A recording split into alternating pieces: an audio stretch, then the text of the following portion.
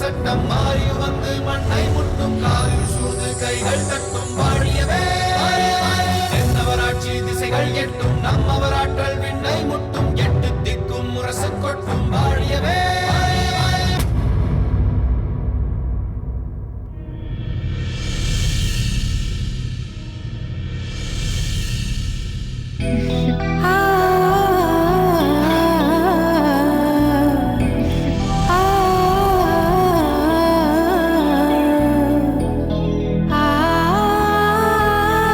தாமரை, இந்த ஆடை அணிகலன்கள் எப்படி? சோழ இளவரசி மலர்கொடி தந்தவை.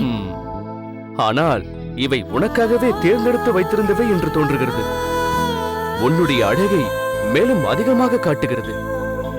உன்னால் இவை அழகு பெற்றதோ இல்லை இவற்றால் நீ அழகாக இருக்கிறாயோ என்று புரியவில்லை. அப்படியா சொல்கிறீர்கள்? அதில் என்ன சந்தேகம்? இப்போதுதான் இதன் பெருமை எனக்கு புரிகிறது. எப்படி?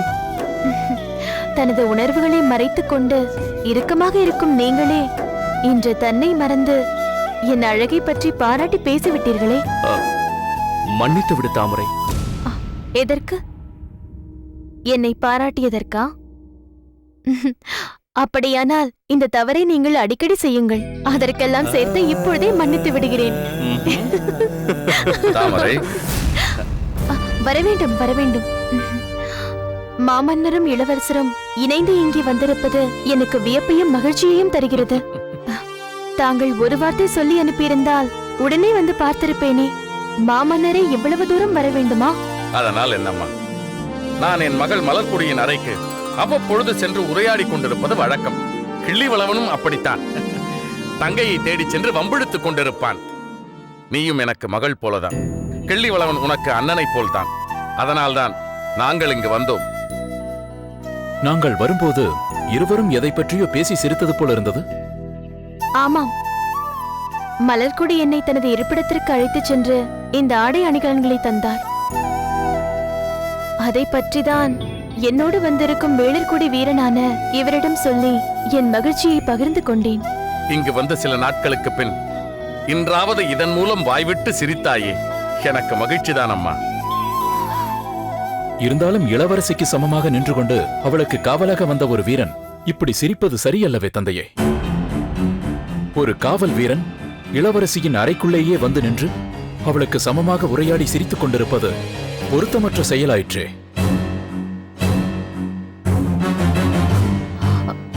அவர் தானாக வரவில்லை. நான் இங்கு சில பொருட்களை இடம் மாற்றி வைக்க வேண்டும் என்று அழைத்ததால் வந்தார். இருந்தாலும் தனது இடம் எது என்பதை அவன் உணர்ந்திருக்க வேண்டும். வீரனே, தாமரை இளம் வயது பெண். நீ பணிபுரியும் வேளேர்குடியின் இளவரசி. இதை எப்பொழுதும் நினைவில் வைத்திருக்க வேண்டும். அத்தோடு மாமன்னர் வந்தவுடன் வணங்கிவிட்டு உடனே வாசலுக்கு சென்றிருக்க வேண்டும். அதை விடுத்து இன்னும் இங்கு நின்று கொண்டிருக்கிறாய்.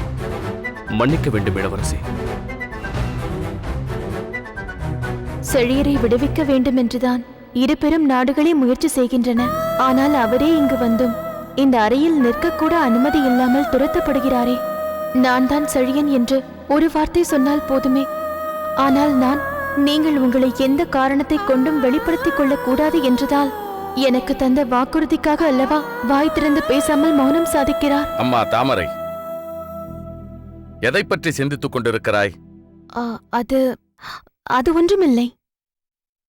தாங்கள் என்னிடம் காட்டும் அன்பைக் கண்டு நான் மெய் மறந்து போனேன். தங்களிடம் என்ன பேசுவது, எப்படி பேசுவது என்றே புரியவில்லை. ஒரு தந்தையிடம் மகள் எந்த அளவிற்கு உரிமையோடு பேசலாமோ அப்படி பேசலாம். இப்பொழுது நாங்கள் உன்னிடம் ஒரு முக்கியமான விஷயத்தை பற்றி பேச வந்திருக்கிறோம். நான் கேட்பதற்கு விடை சொல்வாய் அல்லவா?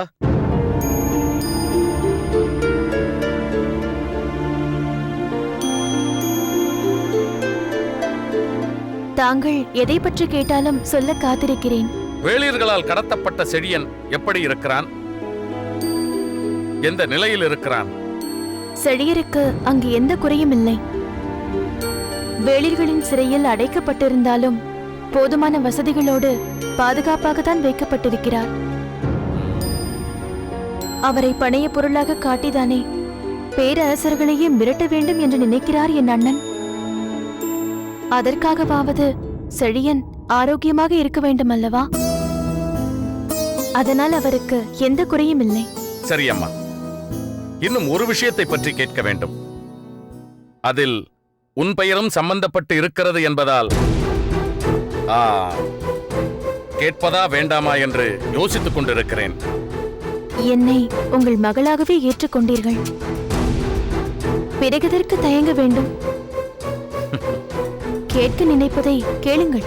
சரி அம்மா, செழியன் தாமரையை மணந்து கொண்டு வேளிர்குடியின் உறவினராகப் போகிறான். அதனால் அவனை தேடிக்கொண்டு வர தேவையில்லை என்று இருங்கோவேலிடமிருந்து ஒரு மடல் அனுப்பப்பட்டிருந்ததே, அது உண்மைதானா? அதிலிருந்த வாசகங்கள் அத்தனையும் போய். என் அண்ணனுக்கு எல்லா இடங்களிலும் ஒற்றர்கள் இருப்பதால் பாண்டிய நாட்டிலிருந்து ஒரு படைப்பிரிவு ரகசியமாக வந்து கொண்டிருக்கிறது என்ற செய்தி கிடைத்தது. அதை தடுத்து நிறுத்துவதற்காக என் அண்ணன் செய்த சதிதான் இந்த மடல். செழியரை ஏமாற்றி எழுதி வாங்கியதுதான் அந்த மடல். அம்மா தாமரை, இதை பற்றி சொல்லாமல் மழுப்புவாயோ என்றுதான் நான் நினைத்தேன். ஆனால் நீயோ காரண காரியங்களோடு அதை பற்றி தெளிவாக கூறிவிட்டாய். பார்த்தாயா கிள்ளிவளவா, நான் சொன்னது சரியாக போய்விட்டது. உண்மைதான் தந்தையே. எல்லோரும் அதை நம்பிய போது நீங்கள் மட்டும்தான் அது பொய்யான லிகிதம் என்று உறுதியாகச் சொன்னீர்கள். தாமரை சொன்னதன் மூலம் அதுதான் சரியென புரிந்துவிட்டது. நல்லதம்மா. செழியன் மீது நான் கொண்டிருக்கும் அன்பு உன்னால் மேலும் அதிகமாகிவிட்டது. என் உயிரை காப்பதற்காக போராடி இருங்கோவேலின் தளபதி வில்லவனையே அழித்த வல்லவன் அவன்.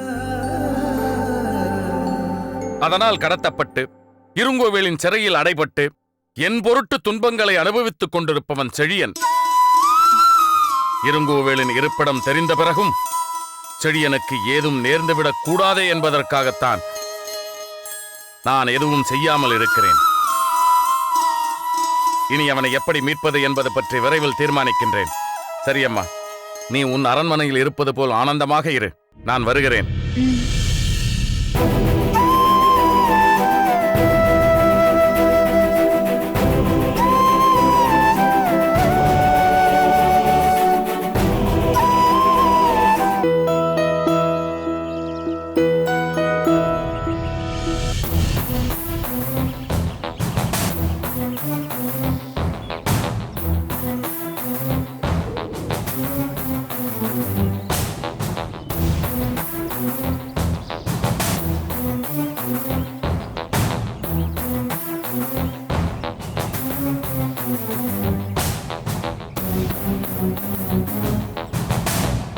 தந்தையே, என்னம்மா?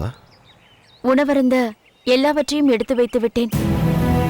வாருங்கள், உணவருந்து விட்டு அரண்மனைக்கு புறப்படலாம். வேண்டாம் அம்மா, இப்பொழுதெல்லாம் அரண்மனைக்கு செல்லவே எனக்கு பிடிக்கவில்லை. ஏனப்பா இப்படி சொல்கிறீர்கள்? நீங்கள் யார்? இந்த பரந்த பாண்டிய நாட்டின் பெரும் படைக்கு பிரதான தளபதி. தேர்ப்படை, யானைப்படை, குதிரைப்படை, காலாட்படை என 4 வகை படைகளும் தங்களுக்கு கட்டுப்பட்டுள்ளது. தாங்கள் பொறுப்பேற்று நடத்திய யுத்தங்கள் அனைத்திலும் பாண்டிய நாட்டிற்கு பெரும் வெற்றியை தேடி தந்திருக்கிறீர்கள். தாங்கள் அரண்மனைக்குள் புகுந்த மறுகணமே 1000 வீரர்கள் தங்கள் வாட்களை தாழ்த்தி வணங்குவார்கள். அத்தகைய சிறப்புமிக்க தங்களுக்கு அரண்மனை பிடிக்கவில்லை என்றால் எனக்கு மிகவும் ஆச்சரியமாக உள்ளதப்பா. எவ்வளவு சிறப்புகள் இருந்தன, எத்தனை பேர் பணிந்தன.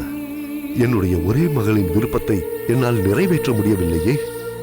பாண்டிய நாட்டு இளவரசர் இளம்பழுதிக்கு உன்னை மனைவியாக்கி பார்க்க வேண்டும். அவரும் நீயும் ஒன்றாக இணைந்து அரியணையில் அமர்ந்திருக்கும் காட்சியை நான் காண வேண்டும் என்ற என் விருப்பம் நிறைவேறவில்லையே. அதை பற்றி இனிமேல் பேசி என்னப்பா ஆகப் போகிறது? இளவரசனுக்கு இளவரசிதான் மனைவியாக வேண்டும் என்று எழுதப்படாத சட்டம் உருவாக்கி விட்டார்கள். பாண்டிய நாட்டின் அரசகுமாரன் என்றால் சோழ நாட்டின் அரசகுமாரியைத்தான் மணக்க வேண்டும் என்ற நிலையை ஏற்படுத்தி விட்டார்கள். என்னை போன்ற தளபதி மகள்களை எல்லாம் அவர்கள் பொருட்படுத்தவே மாட்டார்கள். அந்த இளவழுதியின் மனதில் என்ன இருக்கிறது என்றே தெரியவில்லையே. இத்தனைக்கும் இலக்கியங்களில் மிகுந்த ஈடுபாடு கொண்டவர் என்கிறார்கள். எனக்கு அதிலெல்லாம் பெரிதாக ஈடுபாடு இல்லை அம்மா. வேலையும் வாளையும் தவிர நான் வேறு எதையும் பெரிதாக விரும்பியதில்லை. ஆனால் இளவரசரை வாள் பிடித்த கரத்தோடு நான் அதிகம் பார்த்ததில்லை அம்மா. ஏடும் எழுத்தாணியும் தான் எப்பொழுதும் அவர் கரத்தில் இருக்கும். ஏன் இதை பற்றி குறிப்பிடுகிறீர்கள் என்று எனக்கு புரியவில்லையே. அந்த இலக்கியத்தில் அகம் என்னும் காதல் பாடல்கள் தான் அதிகமாக இருக்கிறது என்கிறார்களே. காதலை பாடாதவன் கவிஞனே இல்லை என்கிறார்களே. இளவரசர் அந்த கவிதைகளை படித்திருக்க வேண்டும் அல்லவா? காதலை பற்றி சில கவிதைகளாவது எழுதியிருக்க வேண்டும் அல்லவா? ஆம் தந்தையே, அவர் அகத்துரை பாடல் எழுதுவதை நான் அருகிலிருந்து பார்த்திருக்கிறேன். வாய்ப்பாட்டு பாடும் போதும் நான் கேட்டிருக்கிறேன். அப்படியானால் அவரையே சுற்றி சுற்றி வந்தாயே. அவருக்கு உன் காதல் எப்படியம்மா புரியாமல் போனது? காதலுக்கு பேதம் இல்லை என்கிறார்களே. அவர் ஏன் தளபதியான என் மகள் உன்னை ஏற்றிருக்க கூடாது? அவர் உன்னை பொருட்படுத்தியதாகவே தெரியவில்லை அம்மா. அப்படி சொல்லிவிட முடியாது தந்தையே. எப்பொழுது என்னை சந்தித்தாலும் இலக்கியங்களை பற்றி பேசுவார், இதயங்களை பற்றியும் பேசுவார். ஆனால் என் இதயத்தில் இருப்பதை மட்டும் புரிந்து கொண்டாலும் புரியாதது போல் இருந்து விடுவார். ஏன் இன்று கூட நான் அவரை சந்தித்த போது உனக்கு சிறந்த நண்பனாக இருப்பேன் என்று சொன்னார். நண்பனாம் நண்பன், யாருக்கு வேண்டும் அந்த நட்பு? அவர் அந்த சோழ நாட்டு ராஜகுமாரியை மணந்து பாண்டிய நாட்டு அரண்மனைக்கு அழைத்து வந்தால் அவளுக்கு உடனிருந்து பணி செய்ய பணிப்பெண்கள் தேவையல்லவா? அதில் ஒருத்தியாக நீயும் இருக்க வேண்டும் என்பதற்காகத்தான் அப்படி சொல்லி இருக்கிறார். அப்பா, எதற்காக பேசியிருந்தால் என்ன என்று அவருக்கு வேறு ஒரு பெண்ணை பார்த்து நிச்சயம் செய்து வைத்தார்களோ அப்பொழுதே நான் அவரை மறந்து விட்டேன். என் காதலையும் துறந்து விட்டேன். இப்பொழுது என் மனதில் அவரை பற்றிய எண்ணமே கிடையாது. மகளே கருங்குழலி, நீ என்னை சமாதானப்படுத்துவதற்காகவே இப்படி பேசுகிறாய் என்று எனக்கு தெரியும் அம்மா. ஆனால் அதை உன்னால் சரியாக செய்ய முடியவில்லையே. மனதை மறைக்கும் கலையில் நீ வெற்றி பெறவே இல்லை அம்மா. நீ இப்படி வேதனைப்படுவதை பார்த்தும் நான் எதுவும் செய்ய முடியாத நிலையை நினைத்தால் எனக்கு வெட்கமாக இருக்கிறது. தந்தையே, தாயில்லாத பெண்ணான எனக்கு தாயுமானவர் என்று சொல்லும் அளவிற்கு தாங்களே தாயாக இருந்து வளர்த்தீர்களே.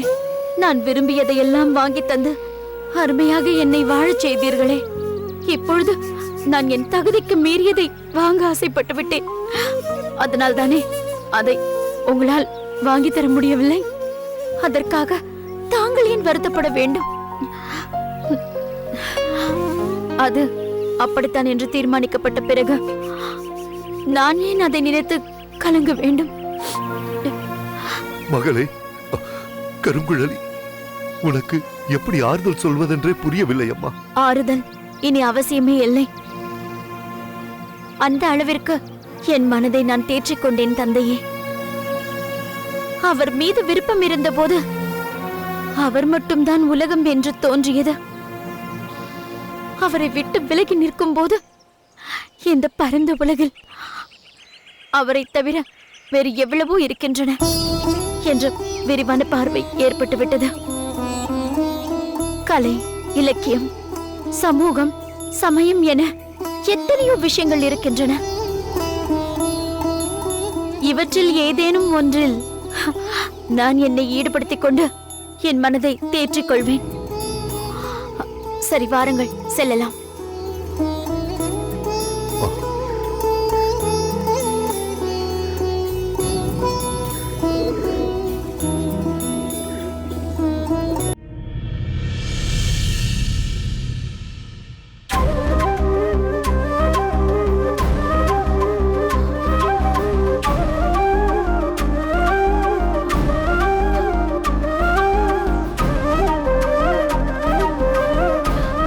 செழியரே, என் அண்ணன் என்னை வந்து பார்ப்பார் என்று சொன்னீர்களே, இன்னும் வரவில்லையே. அவர் உன் அண்ணனாக வருவதென்றால் எப்போதோ வந்திருப்பாரே. அவர் வளவனாக அல்லவா வர வேண்டும்? நீங்கள் அவரை யாரென்று அறிந்து கொண்டீர்கள் என்பது அவருக்கு தெரியுமா? எனக்கு தெரியும் என்பதால் தானே என்னிடம் உனக்கு செய்தி சொல்லி அனுப்பினார். ஆனால் நீங்கள் யார் என்பது அவருக்கு தெரியாதல்லவா? உன்னை தவிர வேறு யாருக்குமே தெரியாது. இந்த விஷயத்தில் எனக்கு கொடுத்த வாக்குறுதியை மறந்து விடாதீர்கள். நீங்கள் யார் என்பதை எந்த சூழ்நிலையிலும் எங்கும் வெளிப்படுத்தி விடாதீர்கள். அது தெரிந்தால் தங்கை என்றும் பார்க்காமல் என் அண்ணனே என்னை கொன்று விடுவார். காலத்திற்கும் மாறாத களங்கம் எனக்கு வந்து சேரும். தாமரை, நீயே சொன்னாலன்றி நானாக ஒருபோதும் சொல்ல மாட்டேன். தாமரை, உன் அண்ணன் அதாவது வளவன் வந்து கொண்டிருக்கிறார். வணக்கம் மன்னவா. அடே, இளவரசிக்கு துணையாக வந்தவன் அவளுக்கு சமமாக நின்று உரையாடும் அளவிற்கு துணிச்சல் வந்து விட்டதா? இல்லை, நீங்கள் வருகிறீர்கள் என்ற மகிழ்ச்சியான செய்தியை எனக்கு சொல்வதற்காக இப்போதுதான் வந்தார். வெளியே சென்று நில். யாராவது வந்தால் குரல் கொடு. ஆகட்டும் மன்னவா.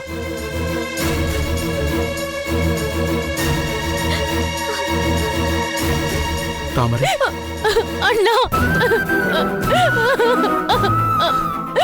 அண்ணி ஏன் இப்படி செய்தார்கள் அண்ணா?